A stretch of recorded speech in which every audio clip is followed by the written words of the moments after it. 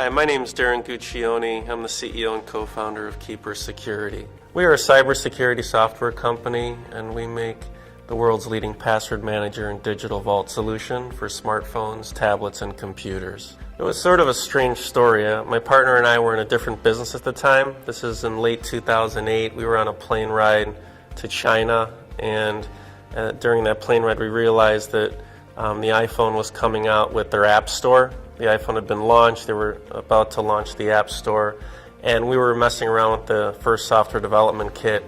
And the long and the short of it is we realized that no one in the industry had made a ubiquitous digital vault for storing passwords and other sensitive information on a smartphone. So we decided to build the application and actually built it, the first version of it, consequently on that plane ride to and from China, which was about 40 hours of flight time. We got back, we launched it as a free version in 2009, and the rest is history. It just proliferated and took off. The greatest challenge that I deal with every day is keeping everybody on my team focused. It's really easy to get distracted by things that pop up. There'll be fire drills or issues that are completely unplanned and deemed unnecessary, but they are necessary to deal with. You just got to snuff those things out quickly and keep moving forward and stay totally focused on really what the core initiatives of the business are. It's also required to have a discipline where you can easily say no or not today or never. You have to be comfortable with that, because people are going to come up to you and say, hey, I've got this great idea, but if it doesn't really fit within the construct of the company's core initiatives and strategic plan, then you've got to really, have the strength to say no, because if you don't focus, you'll die. The best business advice that I've been given, I would have to say in technology, is don't stop innovating. And I share that in my heart. I live it every single day.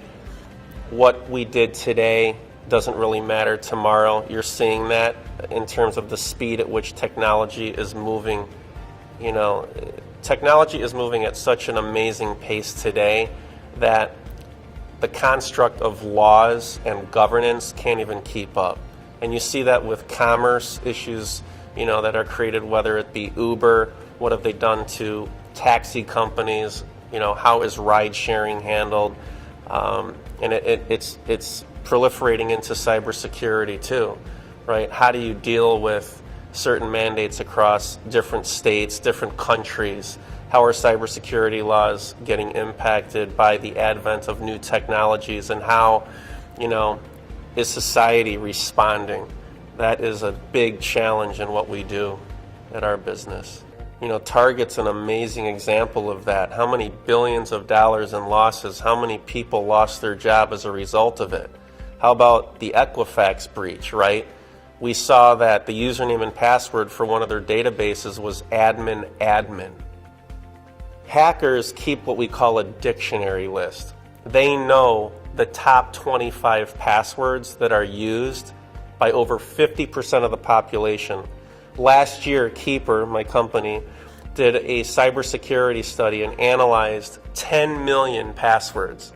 And of the 10 million that we analyzed, the top 25 were used more than 50% of the time by people. 1, 2, 3, 4, 5, 6 was the number one password on the list. Password was in the top 10.